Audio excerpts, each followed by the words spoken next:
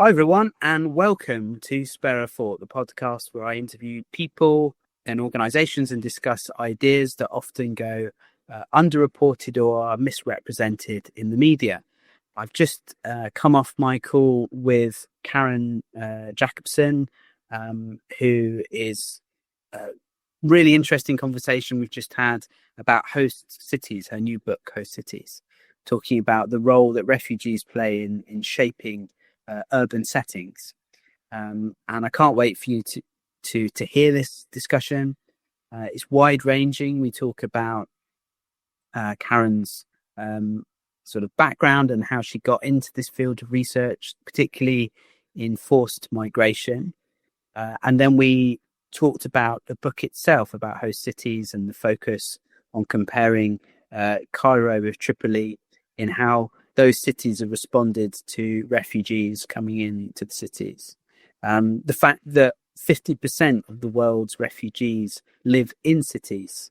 We have this perception that they are in camps or outside of urban settings, but actually 50% live in cities. And we had this sort of wider discussion about policy and how a lot of approaches to refugees and around immigration is very top heavy, and actually the surprising stuff that's coming out is the fact that it's very bottom driven up from below rather than above in terms of the contribution that refugees make and the perception of refugees in the cities which they are being hosted.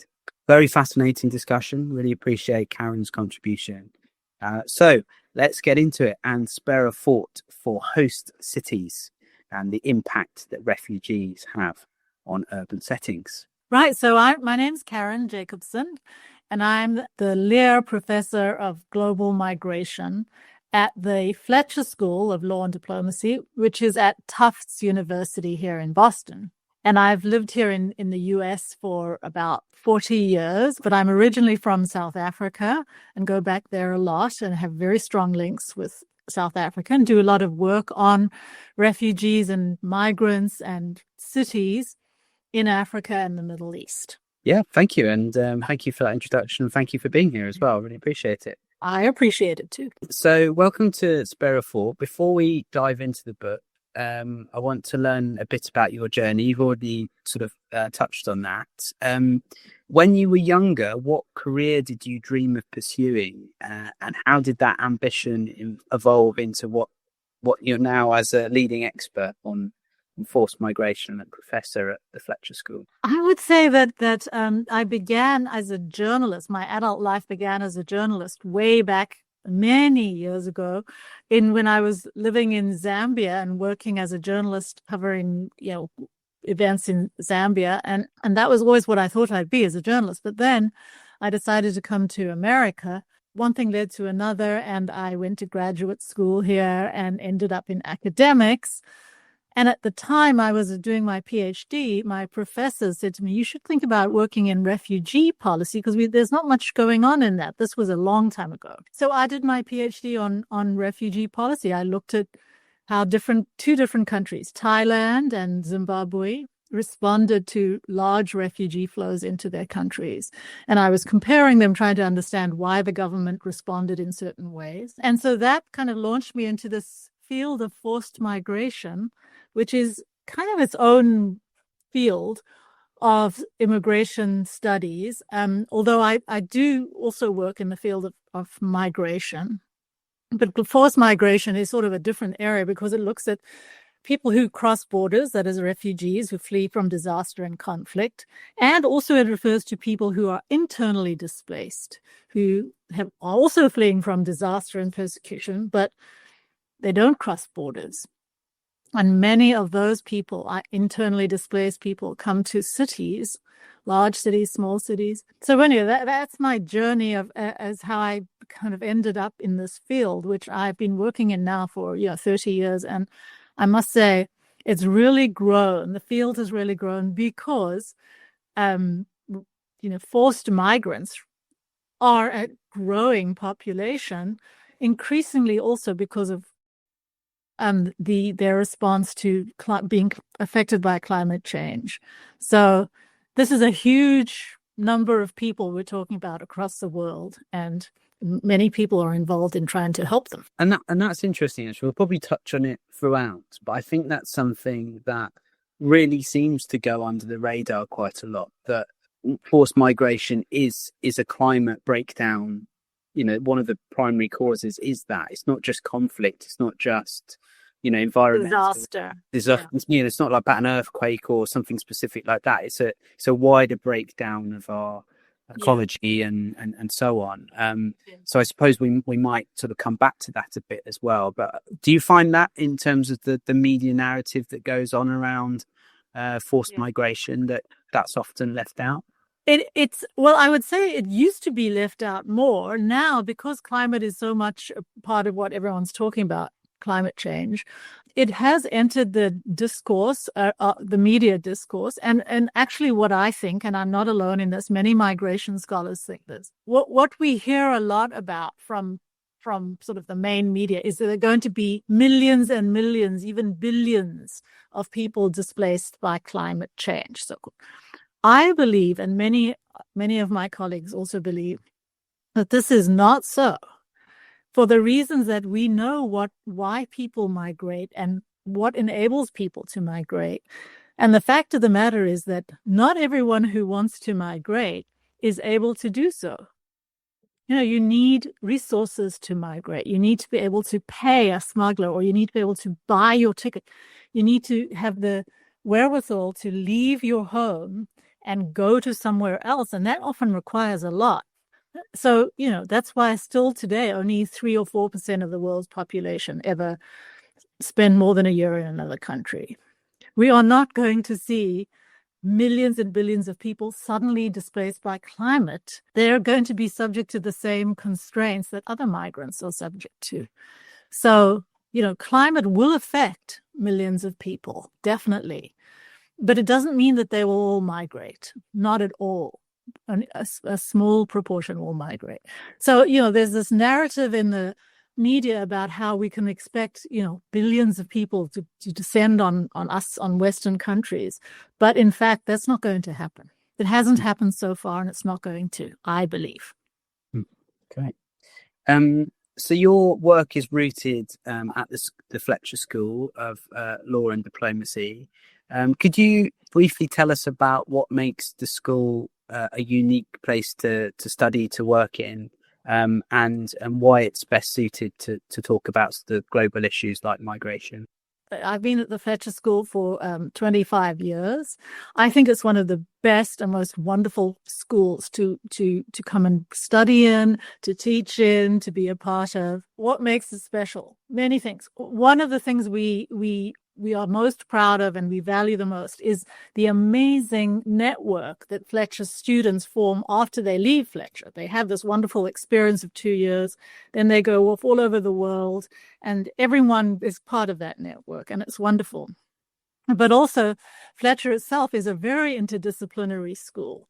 There are amazing programs on cybersecurity, on climate and energy, on different regions of the world, on economic development and trade. We have a whole law program on international law. We have a whole business program on international business, and everyone works together to cross kind of pollinate these areas. And the faculty are amazing, the students are amazing, and the staff is amazing. And I'm not biased in any way about that.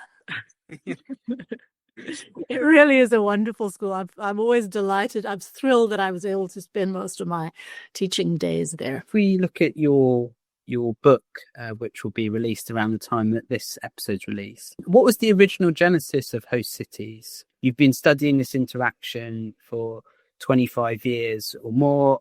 Why was now the essential time to publish this piece of work? Yeah, and I've unfortunately been at work on this book for a long time. So when I started researching and thinking about the book, I've been sort of thinking about it, for 25 years. But when I actively started was about 5 or 6 years ago. And then came COVID and other things that happened. But it increasingly became clear to me over the years of working, in refugee camps, in cities, in all over the place, that more and more people are actually coming to cities. We tend to think that refugees live in camps, but and many do, and it's horrible they have to live in these camps.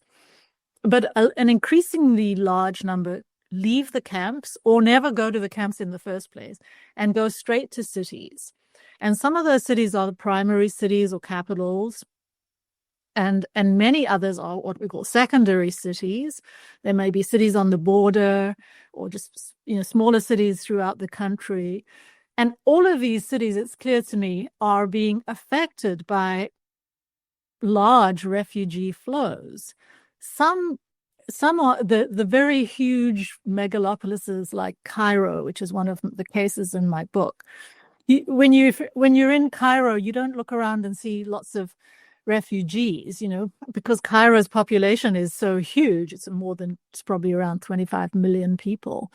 But what's interesting to me, and this is partly why I wrote the book, is that in most cities, migrants and refugees go to certain areas of the cities, to certain neighborhoods of the cities, and those neighborhoods are really transformed by by the large numbers that come in. So we think of, for example, like Chinatown or Koreatowns. These kinds of areas that are dominated by certain groups it happens with refugees too and other migrants, and these areas are very important for cities. They are often sort of economics. They serve as an economic stimulus in the city. I can give tons of examples, but it was clear to me that we really need to understand how cities are affected. There's a lot of work in the literature and the scholarship on refugees about what happens to the refugees themselves. And that is very important, and it's been very well researched. But much less work on what happens to the people amongst whom refugees live. So what we call the host population.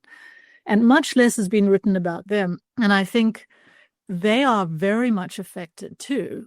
So it's the people living in the city who are affected, the host population, but it's also the city government, municipalities, mayors, and so forth. They're also affected. And what I talk about in the book is how and why they're affected and what happens to them.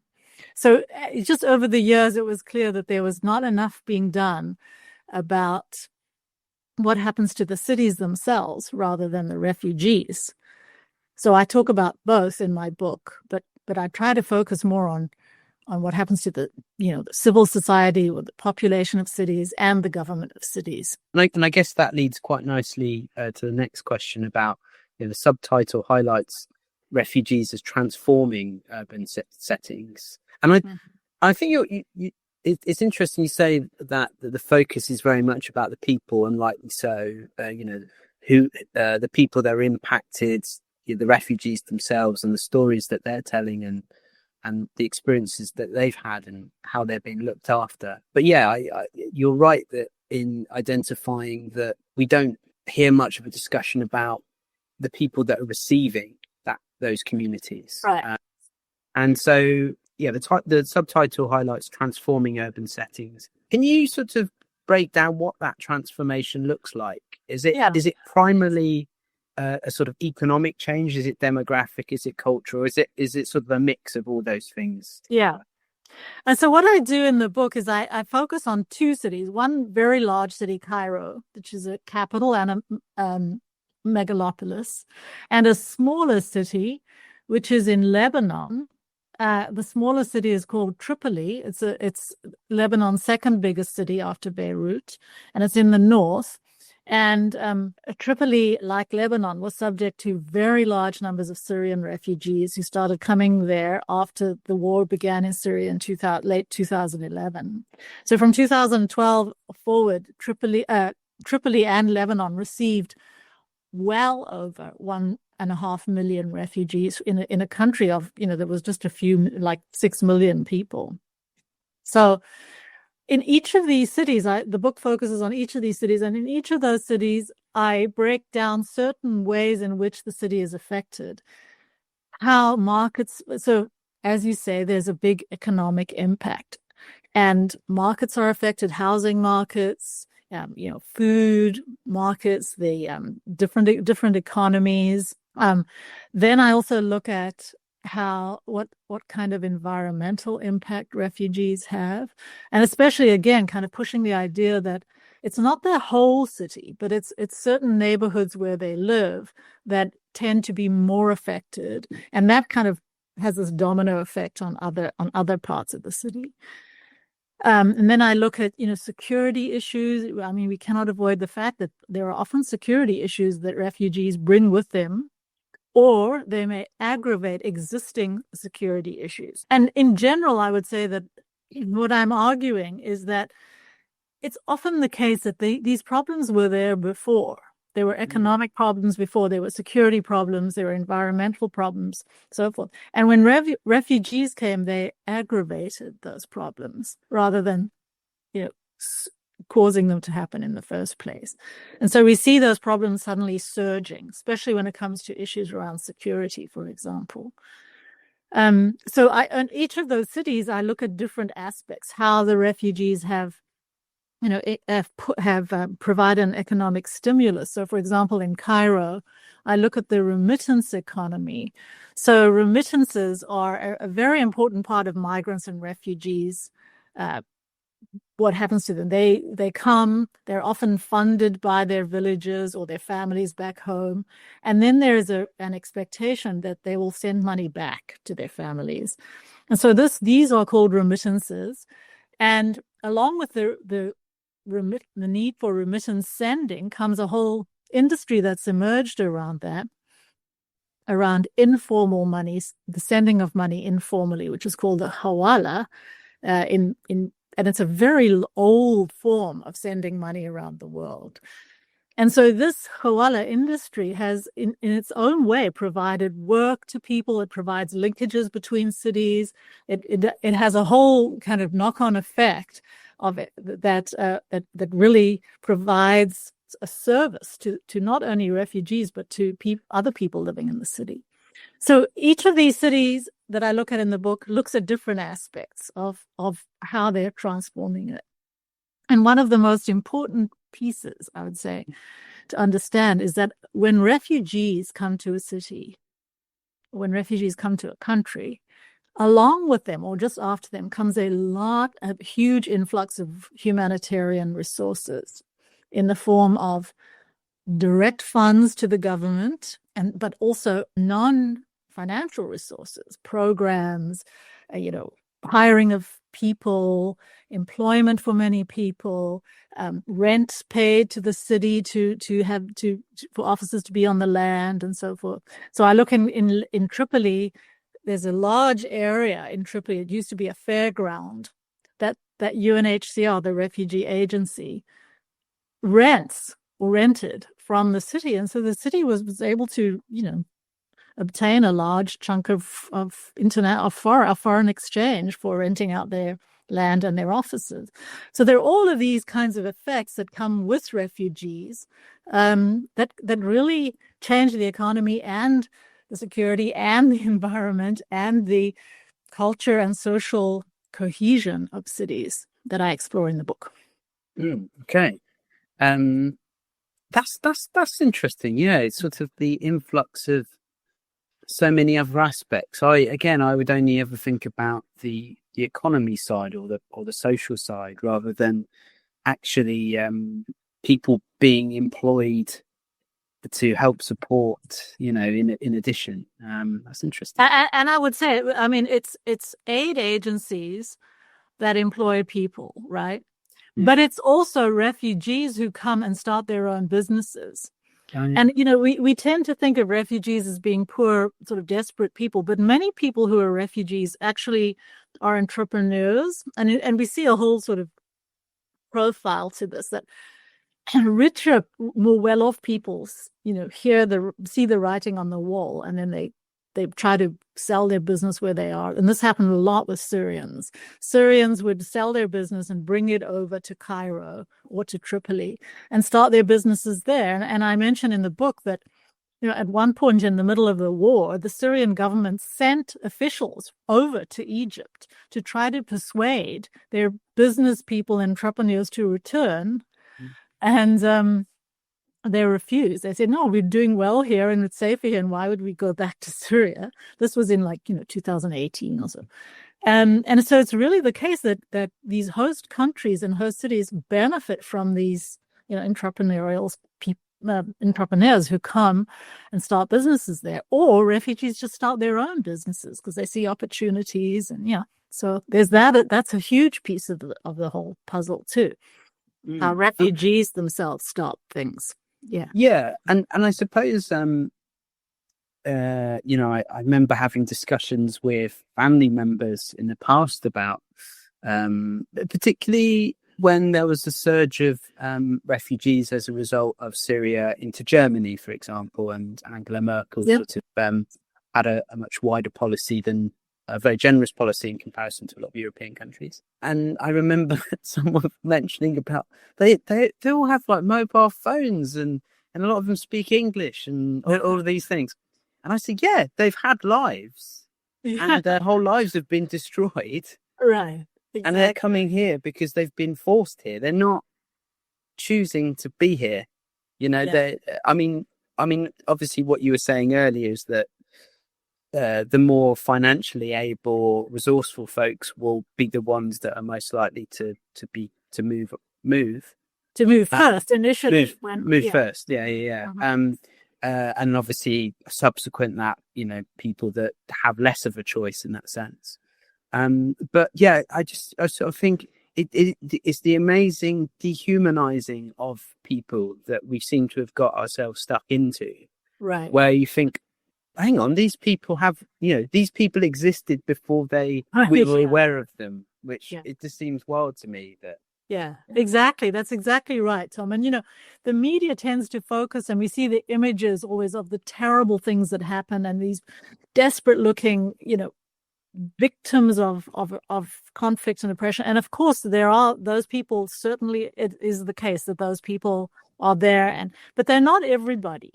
I mean, some people come or they have gone through these terrible journeys, because again, the media often focuses on the journeys and how many people die on the journey. And this is all completely true.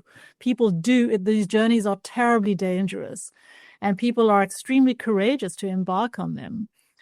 But the media stops talking about what happens to them when they get there or live in a place for a few years. And the fact is, people rally. They have to rally. They do anyway, because they're human beings, and they're just like everyone else who isn't a refugee. They live there amongst people, and they need to find a job, and they need to get their kids in school, and they need to sort out their health problems just like everyone else, and they do. And that's what happens in cities, is they do all these things. I mean, there are often many barriers to refugees because they're often not able to work. So they have to work in the informal economy, or they're not able to, the kids can sometimes go to public schools, but those public schools can be very harsh on refugees. In Egypt, we've seen a lot of racism toward Black African refugees who come, and there's a lot of racism. And so, there are many problems that refugees face, but they're the kinds of problems, that people deal with. They confront and deal with them. And in doing so, they really provide a lot for the neighborhoods and the cities they live in. There is these wider narratives about the negative sides of people moving and pressure on services, and as you point out, they're adding pressures to systems that are already not working. So there's a lot more nuance to it. Much of the debate in the West in particular, it focuses on, a lot of the debate in the Western media is about what impact is it having on the West, but your book looks at Africa and the Middle East. Could you sort of talk about one or two surprising or vivid case studies that you were able to sort of unearth while you were doing your research that might be able to sort of bring it into a bit more focus? As I said, I focused on the two main case studies are Cairo and Tripoli. There were many amazing things there, but I also looked at several other cities in particularly in Africa, including, for example, Kampala, which is the capital of Uganda, and where I've worked for quite a few years with my Kampala and Ugandan colleagues. And one of the things that was really interesting to me in Kampala, as it is in many countries, is the role of refugees as what's called waste pickers. So I'm really interested in environmental impact of not only of refugees and migrants, but how cities handle their environmental problems. And one of the biggest problems cities have, especially in in countries like in Africa and Middle East and so forth, but actually all over the world, one of the biggest problems is how to deal with waste. And so I'm really interested in waste removal and waste disposal systems. And in many African cities and in many cities, one of the issues is that waste disposal is not well handled. Landfills are overfull. We saw this in Tripoli, where there's a huge mountain called the Brown Mountain, which is basically a very overfilled landfill, and which keeps toppling over and exploding and doing all these things. And so cities don't have a place. They can't deal with their garbage, and they certainly aren't able to recycle things. So what we have emerging in many cities across the world is this sort of core of people that are referred to as waste pickers.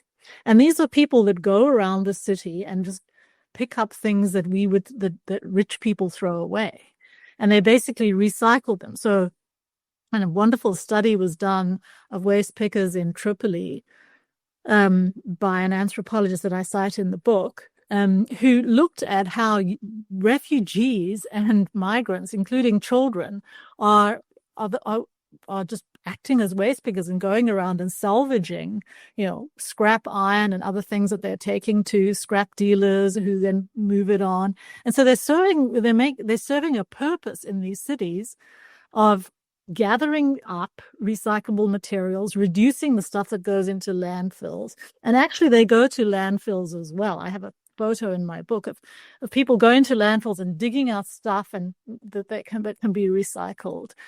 And so, this is one service that refugees and migrants are providing to the city because they are forced into the informal economy. And this is a way for them to get jobs. And it's providing a real service to the city. So I think it's really interesting to think about how, cities have massive problems related to services. One of them is in trash removal, but another is things like health services.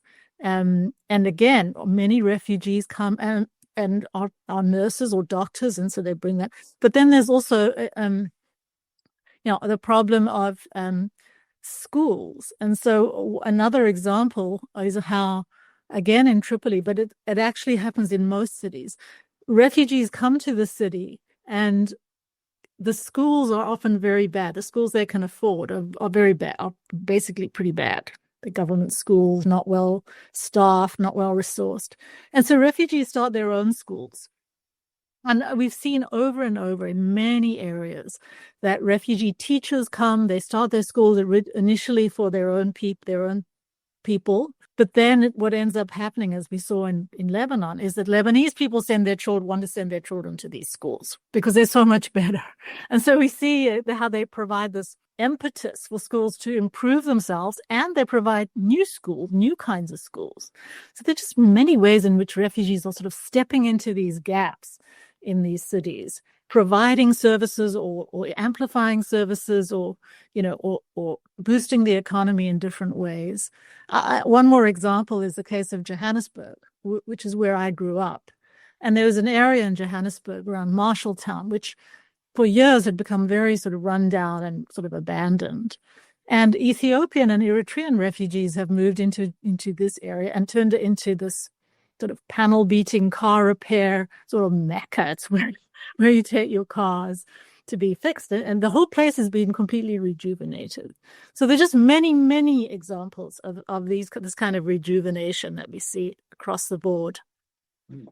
And that sounds like very bottom-up driven change, right? It's sort of something quite unexpected that we think, I suppose, we often talk about the managing of refugees and immigration, very top-down government driven, central government making an edict. In the UK at the moment, there's a big discussion about immigration, and it's like, Prime Minister, why aren't you doing more to solve this issue? When actual fact, it's probably thought about the wrong way round, that perhaps there is a different way of looking at it. And I suppose it leads to the next question about, unlike national governments, city mayors and local leaders can't close borders. That's outside of their remit. What lessons did you learn about the efficacy and the flexibility of local municipal responses to these sort of large influxes of refugees? Yeah, it's really good. And it's good that you pinpoint that issue of it being a bottom-up response, because when we think about what happens to refugees, we tend to think about what the government decides happens to them, or sometimes what the UN agencies or aid agencies decide happen. But in fact, in cities, it's very much about what civil society does, including the city government. And one thing that's really interesting to me all over the world, including here in the US, is how the national government can have a policy of some sort. Say it's, refugees aren't allowed to work. But then what happens is that cities can either push against that policy. They can't change the law because the law is made by national governments, but they can slow walk the policy, or they can turn a blind eye to the policy, or they can just allow people to do things without arresting them. That piece of allowing people to survive and to thrive without rounding them up and deporting them, that piece is crucial, is very much city specific. You can be in the same country and one city will have that approach and another city will be very much in line with the government and really opposed. And so what I try to do in the book is try to understand why it is that some cities are just more sort of positive toward refugees than others. And I kind of explore the history of the city. It's often the case that like in Lebanon went through its own horrific civil war, and many Lebanese people fled to Syria. So many, or were internally displaced. So many Lebanese citizens have had this experience of displacement and migration. And so when Syrians came to them, they were much more well disposed toward them and much more willing to help them. And so part of it is the history of the city's experience with displacement and migration itself that leads to their response to how they respond to refugee influx. But it also means that, so there's the government and how it's going to react, the city government, and then there's the civil society itself. And if the civil society is opposed, if they start protesting, if they start, resisting having these refugees come, that's a big problem for refugees, for everybody. I would say that how civil society responds is actually one of the biggest enablers or inhibitors of how well refugees do in a city or anywhere. And that's very clear in cities. So, and I suppose that question about what state services are in before the refugees get there, is there also a piece? Is there any research done around how different societies respond to refugees from a civic society point of view? Are there, if a city has a more cohesive civic society, is that integration more likely to sort of be smoother, if that makes sense? Yeah, I think there are many factors that drive that response of the city. One clear trend that we've seen from the days, the first refugee camps, it's not widely known, I don't think, is that the first refugee camps, modern refugee camps, where the government decides that refugees should live in camps, was in London under the orders of Queen Anne. Oh. Back in the day, yeah, it was early 1700s. There were many refugees coming from the wars in Europe, coming from Rotterdam, were coming down and crossing, and she allowed them to come. And then she declared that they should go into refuge, that the camps should be established on the banks of the Thames, I think at Blackfriars or someplace. And so those were the first camps. And actually, Londoners were very willing and helpful and hospitable toward them, but up to a point, and this is, I think, a really well-established trend. Initially, people are very welcoming and sympathetic toward refugees until too many come and they stay too long. And that's always the problem. And you see that in almost every place, unless people are actively hostile toward refugees, which mostly they aren't, if they are for some ethnic or whatever reason. But most of the time, people are very sympathetic and willing to help until that's too much.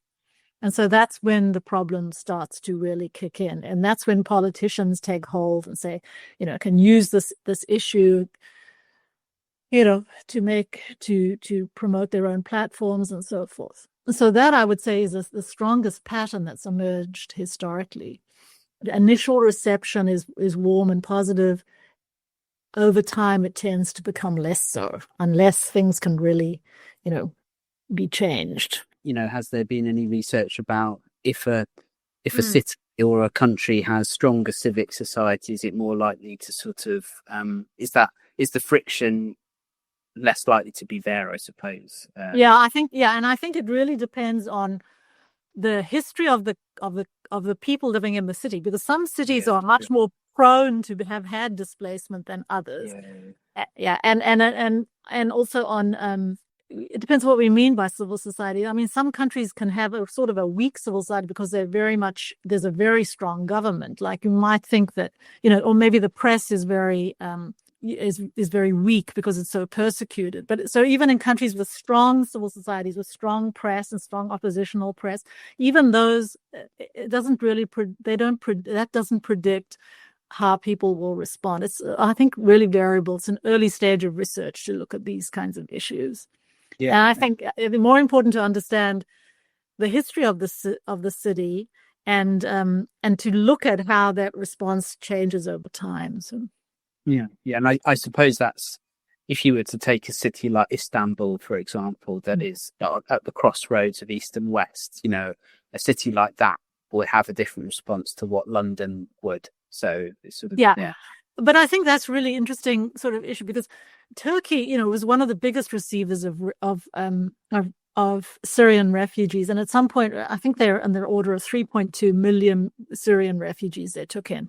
Many of them were in Istanbul, but Istanbul is very interesting that way, because the city of Istanbul is huge in the sense that it's Greater Istanbul. So many of refugees went into a place, one of the sort of towns that were part of Greater Istanbul, called Sultanbeyli. And this area has been well researched by a researcher that I actually quote in my book. And she actually she's a student of mine, she actually looked at how the city government of Sultanbeyli responded to refugees and why so she looks at it from a government perspective.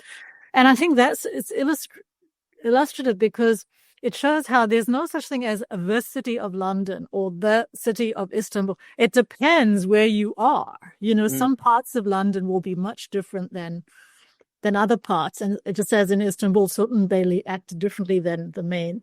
So you have to kind of think of city as being this aggregated bunch of smaller sub-cities or outer cities or boroughs or whatever. And that's what they say about London, isn't it? Really, it's just a collection of villages. Exactly. But it's it's just turned into a more this very conglomerate. Conglomerate that you have all the tourists taking pictures of. But That's not the whole story. That No, exactly. Regent Street in Piccadilly is not Yeah. London. So Yeah. And most Londoners won't go there very often. It's even a day out for them to go to Westminster or whatever. They will spend most of their time wherever they're based. And yeah, and that's the same in many places. Like we were my research assistant and I were in Cairo, and we were having dinner at sort of this colleague's house who's sort of very well established, wealthy Egyptian, and we were going to a much poorer area where refugees live after dinner. And he said to us at the dinner, he said, "Oh my God, you're not going to such and such this place, are you?" And I said, "Yeah." He said, "Well, you can't go there. It's very dangerous. You can't walk around there." And I said, "Yeah, you can. We've done this many times." He was just appalled. I said, "Have you never been there?" He said, "I would never go there. It's way too..." And so you see this in everywhere, wealthy people and upper class people just would not go to informal settlements or the poorer areas of town to see what's happening. So your city is really this collection of different kinds of people in different areas. Very, very much the Hunger Game vibes, where it's like, the capital sticks to where they are, and exactly these faraway places, but they might be the next zone or whatever. Yeah. The final section is really about policy, public attitudes, and the future. So, in the decades that you've spent researching and consulting for bodies like the World Bank and the UNHCR, what has been the single most surprising finding or a moment that's caused you to shift your opinion on effective policy and humanitarian approaches? I would say that it's very clear to me that that there's way too much top-down policy. So if you take both the World Bank and the UN agencies, there's not enough real understanding of what refugees and the host population are actually doing, and as opposed to what Geneva or New York or Washington thinks they should be doing or thinks they need. So because we don't have enough understanding and enough involvement in host population refugee, we're getting policies and programs that often don't work, or are sort of lagging, or are addressing problems from 10 years ago rather than current problems. And so, there is some movement now toward trying to bring refugees more to the table. There's even an NGO called, Our Seat, Refugees Sitting at the Tables kind of thing. So there is some change that's happening, but I would say for a long time, it was too much driven by policy was too much driven by headquarters and by modeling and kind of formal modeling, and a lot of sort of survey data that were badly collected because there wasn't adequate consultation. And so I think that's one of the biggest problems that still exists today, where the policy and programs are driven by headquarters, driven by external actors, and not enough by what's actually going on the ground. And the neglect of trying to understand what refugees are actually doing to address their own problems. And that's because there's still this camp bias. It's still about what can we do for refugees, and it's always about what happens in camps, as opposed to what can we do for refugees who are in cities. And more than half the world's refugees are now in cities. So it's a big problem. But hopefully it'll change if UNHCR continues to exist. Well, yeah, and this is the big question mark around funding and support, international support, and which is obviously another debate entirely. So we won't. I mean, I hope they do exist, because they certainly are needed. But we're in a scrambling situation now. So I mean, we've seen this with climate policy as well. So they, like the US, will change from administration, and you go from Obama to Trump, for example, and attitudes about climate change might change, but cities will adopt. Lots of big cities or states will adopt a particular position. Exactly. So I suppose it there is it's not the end of the road necessarily, but it obviously makes the picture a lot more complicated and Exactly. less effective because it's more dispersed rather than concentrated approach, from a sort of international level. Yeah, and I think that same dynamic is in place that you mentioned, where the cities push back against national governments, and the same exact dynamic exists when it comes to humanitarian flows. Some cities push back hard, and others go along with it, and it depends. And many factors are in play, including how long people have been there. So, and I suppose as well, there's probably more of a pressure to deal with or a bias towards camps because that's a very visual thing. But, exactly. Journalists can go and take pictures and video and everything. Exactly.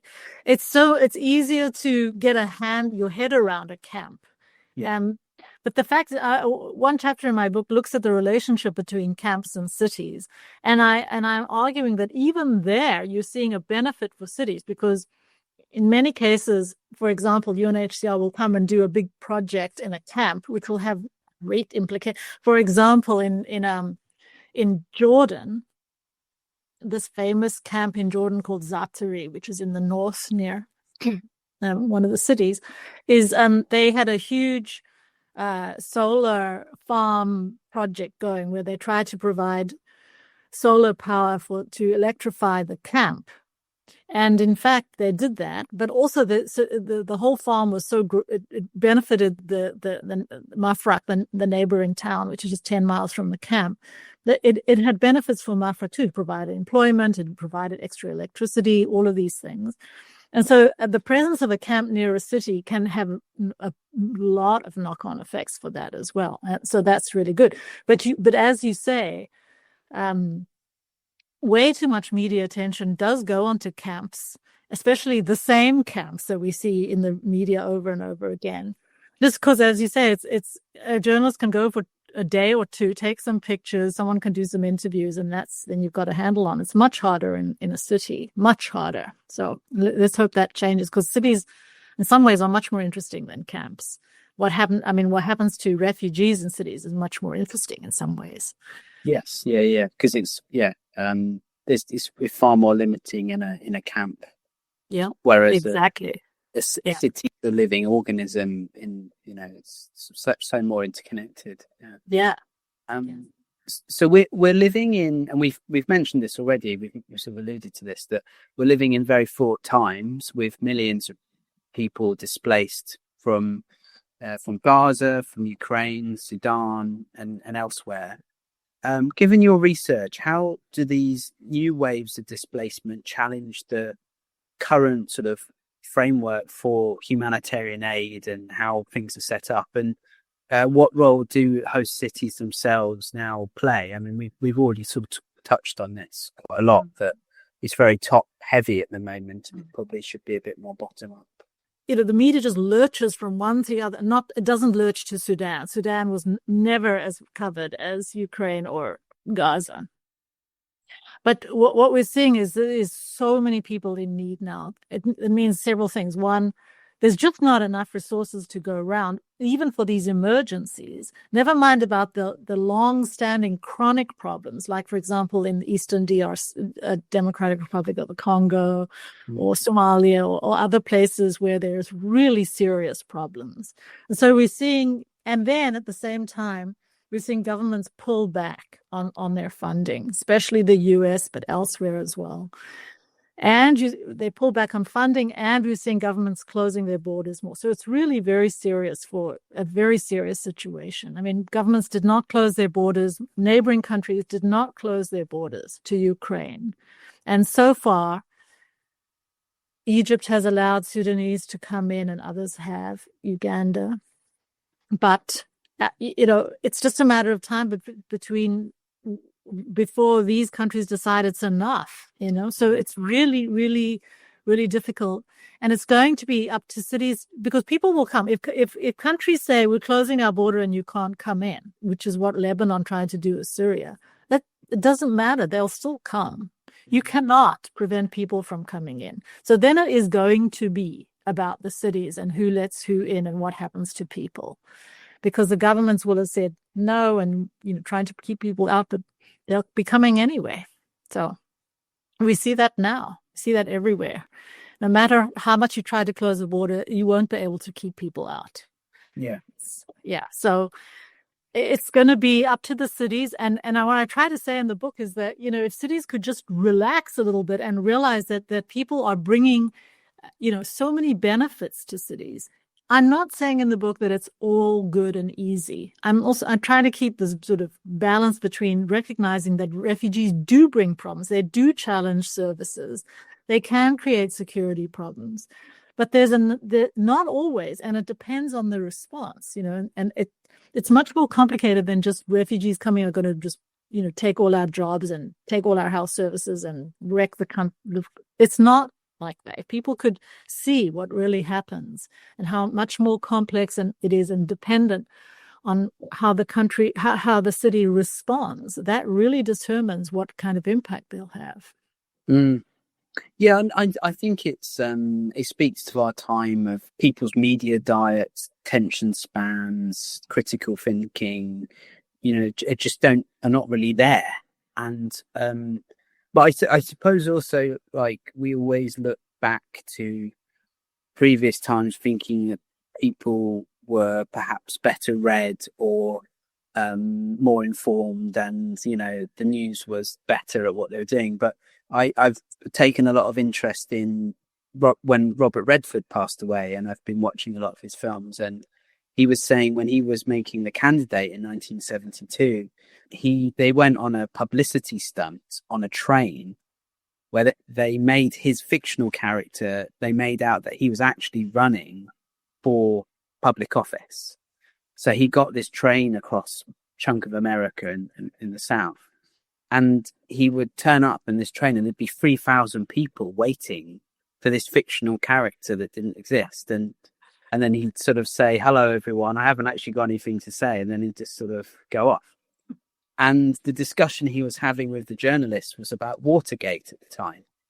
And they were like, "Well, we can't discuss, no one's going to tell this story because no one cares. People are more interested in, the sport, who's going to win in the baseball or whatever." And I suppose we sometimes rose tint what the world used to be like to think, oh, it was more civilized then, but there was just different problems, I guess. And we live in a time where things do seem very overwhelming. And I try in this podcast to maybe get around the negative headlines and maybe just focus on the actual issues themselves. From this, what's the most hopeful or constructive takeaway that people listening and people reading your book, Host Cities, what's the one thought that you hope people take with them after listening to this episode? I would say that a couple things. One, that people should remember that most of our families, if we look back to our family histories,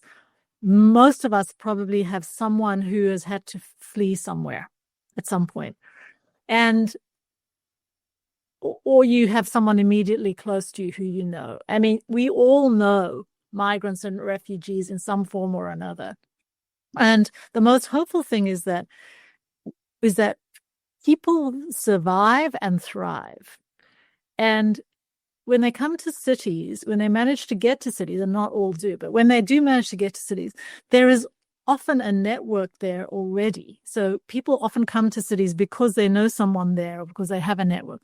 Those networks really help refugees. And it's not only, the same ethnic or religious, group. It's also others in the host population who are sympathetic toward them. So if we just look at what is actually happening, not what the media says is happening, but we see that people are positive toward refugees. They help them, they absorb them.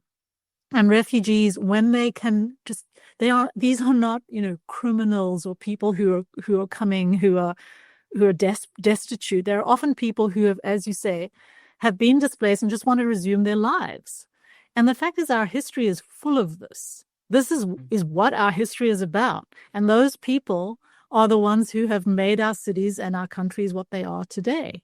And if we sort of just get out of the way, if we just stop trying to inhibit them. If we allow them to work and allow them to go to our schools and allow them to move around without being harassed, everyone will just get on with it, and it will be, what historically, in many cases, it has been before governments really decided to nail these people, like so many governments have. And so I think that is actually what's going on when we get past the media, that cities and civil society are positive toward refugees, do see them as human beings, or do see their humanity rather than, that they're criminals, or listening to politicians who try to demonize them. Most people do not act that way. I think that's the hopefulness for me. Most people recognize who refugees really are and want to help them and value them and see their humanity. And that to me, whichever city you're in, whether it's a small town in Lebanon, or a huge capital in somewhere in Africa or the Middle East, or in the US or in Europe, most people are somewhat positive toward refugees and migrants, as it should be. Yeah, that's a great way to end. Yeah, I don't know if you have any sort of final thoughts. I mean, that's a pretty good way to conclude. It is. I think, my final thought, as I said, don't listen too much to what the media is saying, because they often do get it wrong, and they focus on the sensational stuff. And when it comes to refugees, the sensational stuff is not the story. It's just not. The refugees are our history and who we are. We are all refugees in some way. We were, or we are. We might become them. Who knows what lies ahead of us? Who knows where we will be? Ukrainians 10 years ago did not think that they were going to be living in Poland. So we never know what's happening, and we might just remember that could happen to us. And if it does, we can be looking for the help that others provide us in other cities, because we're likely to be going to other cities, not to some camp. So you quickly find out who your friends are when things go wrong. You do, and that's not the story that we hear in the media. We don't hear how people help and care and sympathize, but I think that is actually what goes on most of the time. Yeah, I mean, like yesterday is a good example. I went to my friend's a musician, and he put on an event in an area in Cardiff where I live called Grangetown. And it's the most ethnically diverse part of Cardiff. And it's like a community centre. And what was great is that you had the whole community come and watch this show about a guy of Nigerian heritage singing about it's an opera about a guy who has a restaurant that's going to have a food inspector. So it's like it's a bit of humour in there as well. Yeah. And at the end, sort of food was distributed. Nice. And it's just a reminder that this is what it's all about. It's about human beings coming together in their community and celebrating how different, but also how similar we all are. Exactly. That celebration of difference is really, that's what made us what we are. Otherwise, we'd all be just living in our little burrows and on the Shire. Yeah. What? The Hobbit left. Yeah. Good things happened. Exactly. Yeah. If Bilbo and Frodo never left the Shire, the Shire would have been taken over by the ring wraiths and by the Sauron. Yeah. Exactly. Yeah. So I didn't think we'll ever sneak in a Lord of the Rings reference, but we've managed. My favorite book of all time. Oh, there we go. You can find Lord of the Rings geeks anywhere. It's amazing. Thank you so much for being an amazing guest. Well, thanks. It's been really fun. I really enjoyed it. You were great. You're a really good host. Oh, thank you very much. Yeah, no, I appreciate that. Yeah, you seem to have a real knack for kind of thinking about what your guest is about and drawing them out and responding. It's really good. I thought I really enjoyed it. Yeah. Oh, thank you very much. No, that means a lot. Thank you. I appreciate that. Yeah. I'm glad you were my first. Well, yeah, there we go. Yeah, so hopefully it will encourage you to go and talk to others, because you've got so much experience, and the book sounds fascinating. So I look forward to reading it when it comes out. Yeah. Thank you very much. But lovely to meet you. Yeah, you too, Tom. Thanks Yeah. again. Cool. Thanks, Karen. Bye. Bye Bye-bye. now. If you would like to find out more about the podcast and hear my thoughts on a range of topics, you can subscribe to my Substack, which I've linked in the notes. I would really appreciate you rate this podcast. The more people that rate, comment, and follow, the more people it can reach in the wider world. Spare a Thought is a Be the Change Media Network production. I'm Tom Spare. Thanks for listening.